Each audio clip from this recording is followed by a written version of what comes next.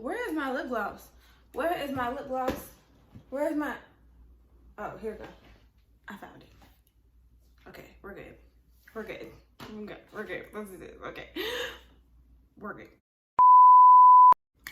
Okay, hi guys. It's your favorite YouTuber, Jaya. And I'm back here with another freaking video. I'm just kidding. Just kidding. So in the last video that I posted, not the last video, I almost dropped my notes. Not in the last video, the video before the last video, I talked about how I moved across the country at 18 years old by myself, because that's what I did, and I told you how I did it. So in this video, we're going to talk about how to get your own apartment at 18 years old, because that's exactly what I did, and I'm going to tell you how I did it with no cosigner, because I don't have a cosigner. Flex. Do y'all see this? Y'all see this back here? What are you doing, sir? Like, I know it's wash day. Today is Sunday, so I definitely, washed my hair today. But it's ridiculous. So if you see that, just ignore it, please. But on the bright side, my earrings will stay in this video. Hopefully, fingers crossed. Okay, let's get into the video. So, first, how to get your own apartment at 18 years old. So in my last video, I talked about pay stubs and credit. So with your credit, at 18 years old, you cannot establish credit all on your own just because you can't get your first credit card until you're 18. And then when you get your first credit card, it takes about 6 to 7 months for your credit to establish. And a lot of credit places, like, you need multiple forms of credit. So depending on where apartment you're looking into and like where it is, one baby credit card is not going to do enough for your credit and stuff like that. But that all depends on what apartment you're moving into and like where it is and how high city it is and stuff like that. And the next thing is pay stubs. Now, pay stubs is a really difficult thing for me when I was trying to apply for apartments over the summer when I was in Georgia, because if you don't know, your pay stubs need to be enough to cover the rent. But because I lived in Georgia, where the minimum wage is $7.25 an hour, and my checks were coming in like $500, $600 every 2 weeks because I was working my ass off. But still, that was not enough. Like, if I apply for this apartment and the rent here is $1,095, and I'm only making $600 every 2 weeks, that's about $1,200 a month. Wait, I got $100 left over? Like, no. Because, so if you're moving from a different state, that's definitely, I'm about to fall. 1 second. My bench. Oh, shit. 1 second. Oh, crap.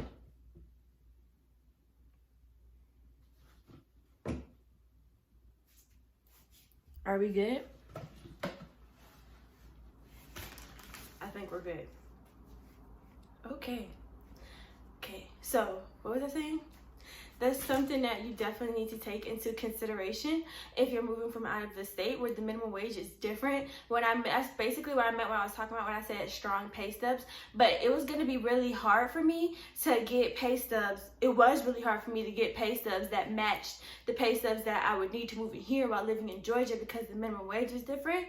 I think that the most that I ever got from McDonald's over the summer, I worked 105 hours in 2 weeks. 105 hours in 2 weeks, and my check was $700. I think it was like 700 or 705 or 10 or something like that. So, and I got in trouble with my manager for getting all that overtime. But that was the only way my check was gonna be decent in the first place. So, but yeah, so you need to make sure you have strong pay stubs and strong credit. At least strong pay stubs if you can't get like the strong credit, because my pay stubs are the reason why I got this place in the first place. I talked about in my last video about how when I applied for this apartment and they ran my credit was 0 because it still wasn't established. But my check stubs, at the time I was working like crazy at McDonald's, so they were coming in at like $850, $900 every 2 weeks. So but it's only because like the minimum wage that for the city that I live in is $14.25 an hour versus $7.25 an hour back in Georgia. So how to get around the whole pay stub, the whole credit situation, since we're only 18, is you can find an apartment on Craigslist. And because the apartments on Craigslist, a lot of these landlords are really just trying to get these apartments gone so they can start getting money. And if you pick an apartment, maybe you could talk to the landlord and be like, look, I'm 18 years old, so I don't have established credit, but here are my pay stubs. I have strong pay stubs. Is it possible that they can work? It may not work, but you don't know if you don't try. So try to have some really good, really strong pay stubs at the very least. At least have either or, you know. You can also try a room for rent. I tried that as well when I was in Georgia, trying to get a room for rent. But the reason why it didn't work was because of my pay stubs, because the guy that I was going to rent the room out from, he needed to see my pay stubs. I think it was $1,200 a month to rent a room, because that's California for you. But I showed him my pay stubs and me living in Georgia, and I was literally making only like $600 every 2 weeks, and he was like, no, I'm not even gonna do that to you. And he gave me my security deposit back and was like, yeah, I'm sorry, I can't. So yeah. Or you can also try having a roommate situation with your friend's credit. Now, the roommate situation and the room for rent situation, I'm just throwing that out there because if you anything like me, I don't like living with people. I don't like being around people. When I come home to unwind, I just come home and unwind. I don't want to be around people, and I'm kind of like a germaphobe, and people are dirty, so yeah. But if you don't mind it, these are two options for you. So if you want to move in with a friend, if you're moving out here with a friend, like I have a friend out here, and I was gonna get an apartment with him. We were gonna split the rent, but it didn't work out because neither one of our credits were established at the time, because he's 19 and at the time I was 18. But if he tried to get his father to co-sign on it, but because he had just moved out here, his father was kind of like not all the way for it. But if you have a friend who has some pretty good credit, whose parents have pretty good credit, and their parents wouldn't mind co-signing on an apartment for them, then you could definitely try that as well. And then last but not least, you could ask your family member to be a co-signer on your apartment. But I'm a little bit biased in that situation because of the experience that I had when I moved into my apartment. So you could try all of those to get into your apartment: strong pay stubs or strong credit, room for rent, Craigslist, or getting a co-signer. Okay, so boom, we got the apartment. Now we're moving in. When you move into your apartment, or when you're looking for an apartment, you need to make sure you have saved up enough money for your first month rent, your last month rent, or your first month rent and security deposit, whatever your landlord does or whatever like that. And then you also need about, I would say, $100 or so, just for little things to get you through the week, just to get you until you start getting your money back from when you stacking up some more money from all the money that you just spent on your security deposit and first month's rent.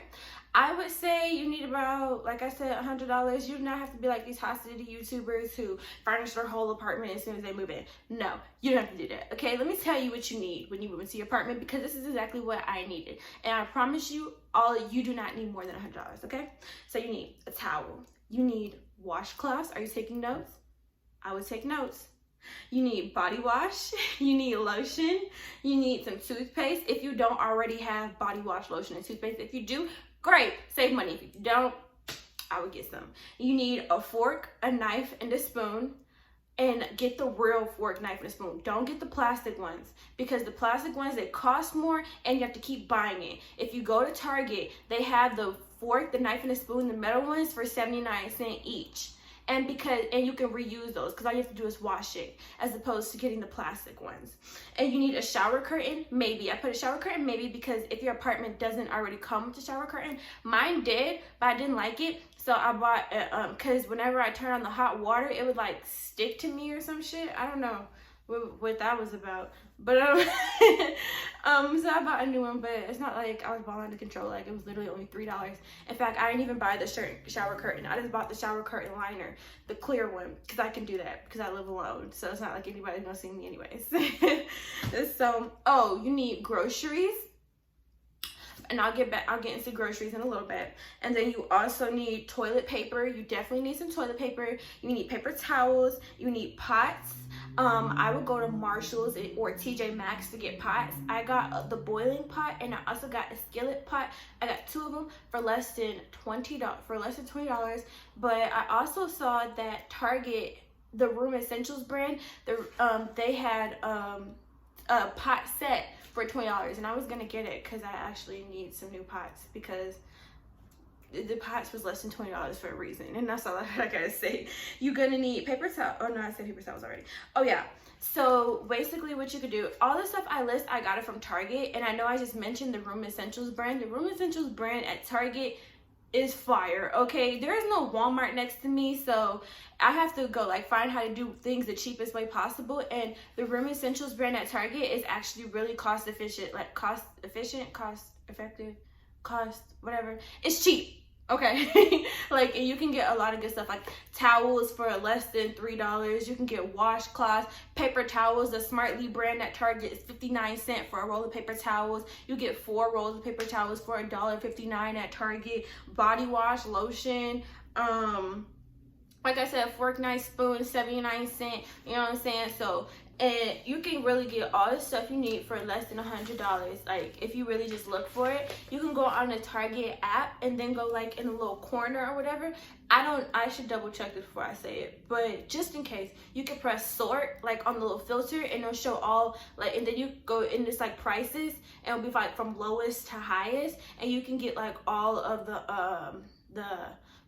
all the cheaper items first, so you're not browsing through all the expensive shit that they got on there.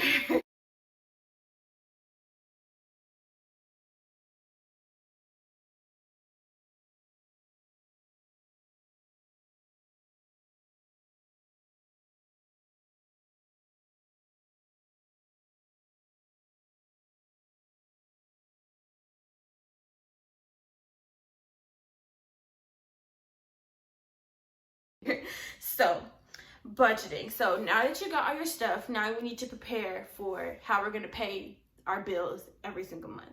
So budgeting is very, very important. You just can't be out here just like, spend money here, spend money there. Yeah, no. So all budgeting is taking all your expenses that you're gonna have for the month: your rent, utilities, Wi-Fi, phone bill, credit card bills, and groceries, and you're gonna add that all up for the month, and then you're gonna see how much that is, and you're gonna see how much it is, and you're gonna see how much you make, and you just like that. It's not hard. I know I didn't explain it very well, but okay. So I would tell you, when it comes to like, everybody says like with your bills and stuff like that, you know, it's 50, 20, 30. Your bills should only be 50% of your income. Yeah, that's true, but that also can be bullshit, because if you're only making like $1,800 a month, half of your bills, that's $600. Who bills come to only $600 a month? Like, and I want you all to be comfortable. I don't want you all to like come home to somebody's couch or something like that. Like, when you get off of work, I want you to come home to a place that you actually want to relax to and stuff like that. I want you all to have a decent place. So, I mean, it don't have to be the nicest place, but I want it to be, you know, decent. So, for me to sit here and tell you guys that like, oh, your income, your bills and stuff like that and your rent should only be 50% of your income, while that's ideal, it's not always a realistic situation. So just make sure that your rent, you at least have maybe like a couple $100 left over after you pay your rent. Like $300 or $400 left over. So let's say you pull in $1,800 a month, your rent shouldn't be more than like $1,100.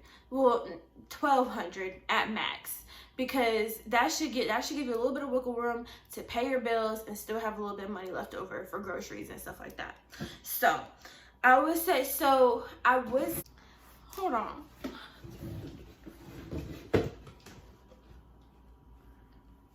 Okay, so I got this vanity off of Walmart. I'm gonna just tell y'all, I got the vanity off of Walmart, and the vanity came with a bench, but because the vanity is really small, I think it's a kid size, it came with a little bench, and I don't think my fat ass is supposed to be sitting on it, because I broke it, and now every time I sit on it, it wiggles. But yeah, hopefully I don't bust my ass, but you know, whatever. whatever. So, what was I saying? Okay, so y'all, the vanity gave out on me. The legs fell off. I'm sitting on some shoe boxes right now. That's so you don't see no more shoe boxes right here. And they finna give out on me too, cause your girl be eating good, okay? But yeah. So basically, what was I talking about?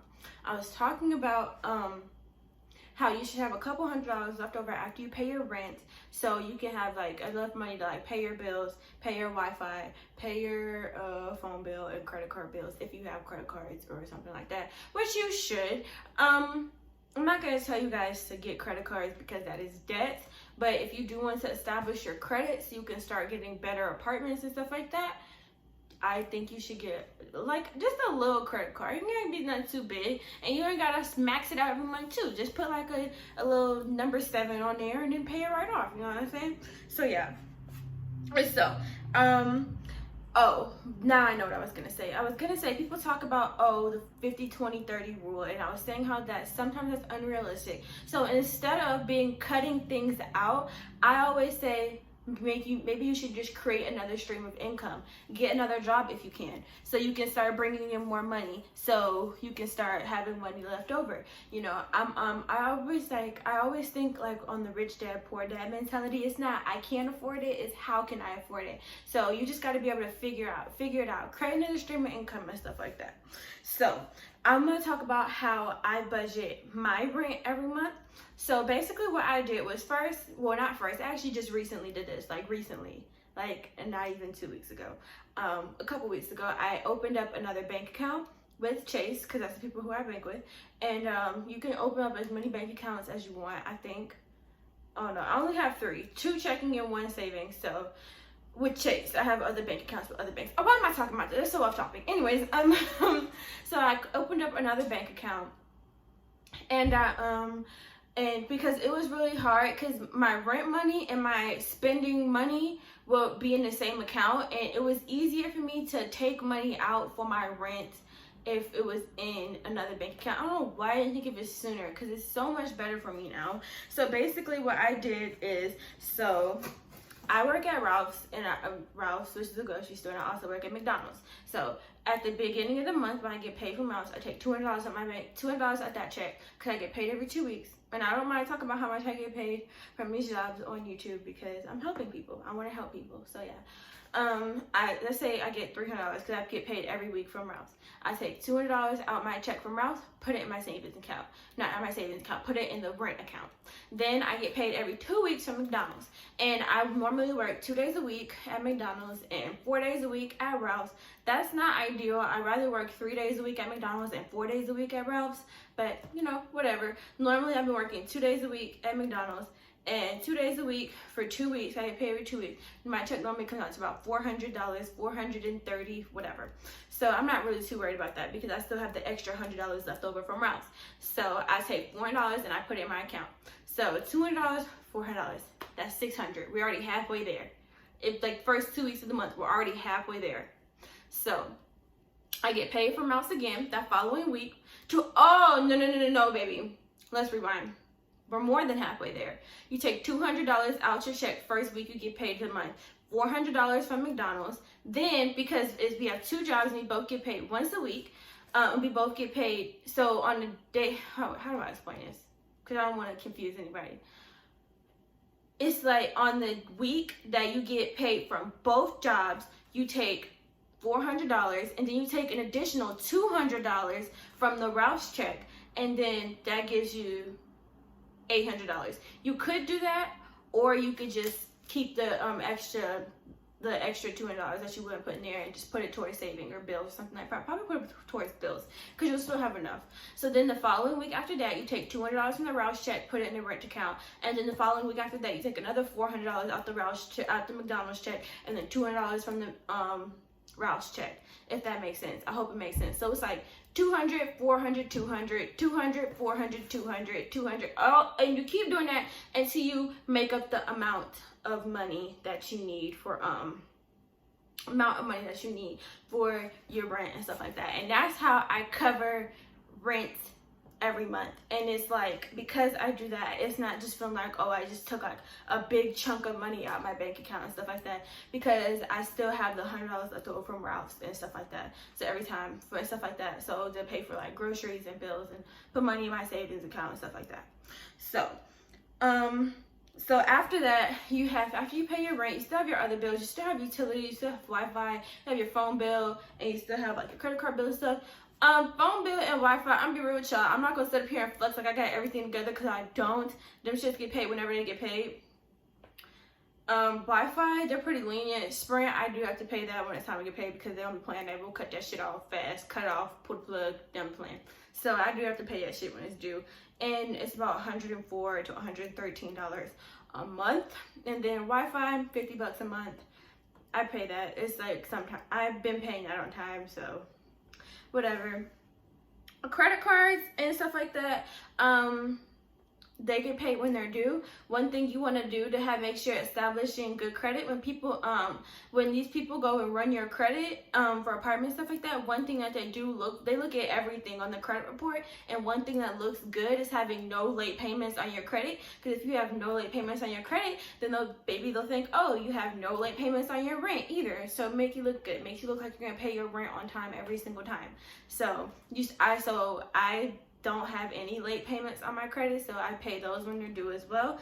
As far as utilities go, like the electric, water, trash, and I think that's it. It all depends on your landlord what utilities you're gonna be paying. I'm gonna be real with y'all, it's November, I haven't paid that shit since July, but you know, we'll get around to it. Whatever. Like I said, I'm not gonna sit here and flex like I just have everything together, because I don't. so groceries is another bill, but groceries is very flexible because that all depends on you and how you eat. So you can basically set a budget to like, I'm only gonna spend $30 a month on groceries this week, and you stick to it. And if you're eating out, just stop. Eating out is like, it hurts my heart every time I eat out. Like I filmed a Popeyes YouTube video today, and I haven't eaten out like in weeks, only because it is so expensive. And I know that it's expensive because when I used to stay in my room for rent, it was a bunch of other people staying there, because there was a bunch of rooms in this house and they were renting out to other people. And the way they kept the fire hazards to a limit is because there was no like real kitchen. It was a refrigerator and a freezer and a microwave. So if I wanted to eat, I would have to buy food out. And so I literally budgeted $10 a day, because that's what a good meal will get you. That's like a full meal at Panda. A meal at Chick-fil-A is about $8, and you may want a snack or something. So my budget was $10 a day. $10 a day is $70 a week. $70 a week is $140 every 2 weeks. $140 out your check if you just spend $10 a day. 240 plus 240 is what? 200 plus 200 is 400. 80 plus 80 is 160. 400 plus 160 is 560. 500, what? Is that right? Y'all, we're just gonna say that's $560 a month, because that's what I think it is. No, what? I don't know. Do the math. Long story short, it's a lot of freaking money. So, yeah, stop eating out. Like, I know, a lot of people don't like to cook. A lot of people don't know how to cook.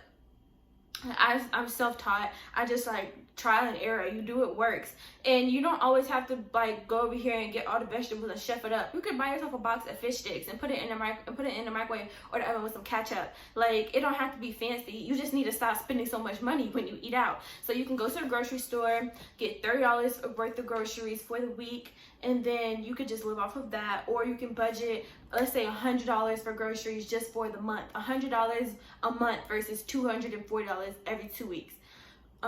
It's really eating me up how much that is a month. 240 plus 240 is what? 200 plus 200 is 400. 40 plus 40 is 80.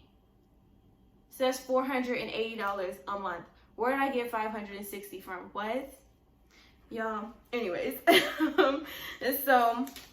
And you use the extra money that you got. Just because you have extra money left over, that doesn't mean that you spend it. I said that in my other video, that we need to budget for unexpected expenses and stuff like that. So if you have extra money left over at the end of the month, first things first, you put that money in your savings. I try if I don't have any like unexpected bills and stuff, I try to save at least $60 from each check that I get. Each check that I get, you gotta learn to pay yourself first, even if it hurts. Take that $60, put it in your savings account, and forget about it. Don't touch it unless it's an emergency. And I mean like an emergency. So not like, oh, I'm really craving Popeye's emergency. No, I'm talking about like I don't think I should talk about that because that's not really an emergency. But yeah, so it's all, and last but not least, I want to touch on is that it's all about your priorities. Like a lot of people are like, oh, you're so young, like you shouldn't have all those bills at that age, like you should be enjoying yourself and stuff like that. But I feel like it's all about your priorities and all about what you want. Like staying in a dorm room with a whole bunch of people that you don't know, going to class every day is not everybody's idea of fun. That's not my, I don't want to do that shit. I don't want to stay in a dorm room. I say how many times I don't like being around people. I don't want to be around people. If you want to take on the responsibility of having all those bills, it's not even a lot. People make it seem like it's a lot, but I mean, once you get used to it and once you get it under control and you have a set budget and you're making good money and stuff like that, then you can really get it under control and it's really not even that bad. Like, it all just depends on what you want. It all depends on your priorities and stuff like that. So don't let anybody tell you that, oh, like, you're too young and stuff like that, because this is what you want to do, then fuck it, go do it. Like, and if somebody else is present, like, you know, so yeah. So if I missed anything or if you guys are confused anyway, because I know sometimes I'll be all over the place, you can leave a comment in the comment section down below, and I have no problem explaining it to you guys. If you need any more advice, just let me know. I think my next video is going to be about how to budget for groceries a little bit and how to like make money stretch and stuff like that, because I like talking about money. I like talking about saving money. I like talking about making money. I like talking about spending money. I like talking about money because I like money. So yeah, watch out for my next video. If you like this video, please like, comment, subscribe, and in the meantime, stay strong. Bye guys. All done.